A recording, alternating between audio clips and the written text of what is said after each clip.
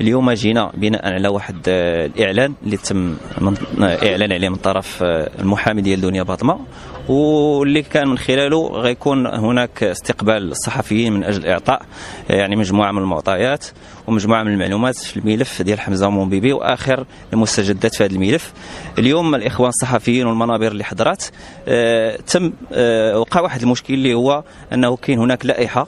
اللي موضوعه عند حراس الامن ديال الوطيل اللي فيها واحد العدد محدد من المنابر، وباقي المنابر الاخرى اللي ما مسجلاش في هذه اللائحه فتم المنع ديالها للولوج من اجل حضور هذه الندوه اللي فيها اللي كانت منظماها دنيا باطمه باش تعطي تصريحات ومعلومات هي وكذلك المحامي ديالها. فاليوم الاخوان الصحفيين والمصورين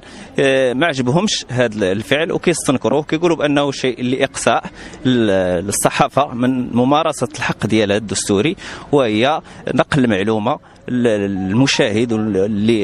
وكذلك المغاربه، خصوصا ان هذه القضيه هي قضيه راي عام. فبالتالي انا كنضامن معهم وكنتمنى انه الجهه اللي منظمه لهذه الندوه انها تخصص كذلك لهذه المنابر اللي ما قدراتش انها تولج وتطرح تساؤلاتها وتساؤلات المواطنين المغاربه، انها تخصص لها كذلك ندوه باش نكونوا كنحقوا اولا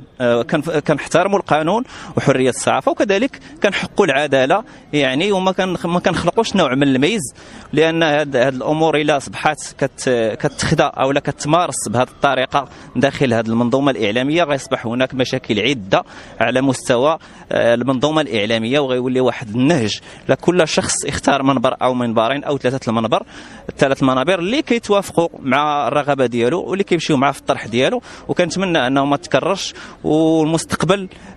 ربما غيأكد لنا يا اما غتكون هناك حزم في اتخاذ اجراءات باش ما تكررش هذه المساله، او لا غنشوفوها انه ملفات اخرين غيوليو اشخاص اخرين او مؤسسات اخرين كينهجوا نفس النهج ويختاروا منابر محدوده معينه ويقصيوا منابر اخرى، وتولي هناك فضيحه بكل المقاييس، لاننا نحن بغينا دوله الحق والقانون، وبغينا انه جميع الصحافه اللي عندها الحق في المعلومه انها تولج وتاخذ الخبر من المصدر ديالو. كنعرفوا بانه كاين المغرب خدا خطوه كبيره في القانون، وكاين هناك قانون ديال الحق في المعلومه اللي كيضمن حتى المواطنين الحق في المعلومه، فما عساك في قانون الصحافه اللي كيضمن للصحفيين انهم ياخذوا المعلومه من المصدر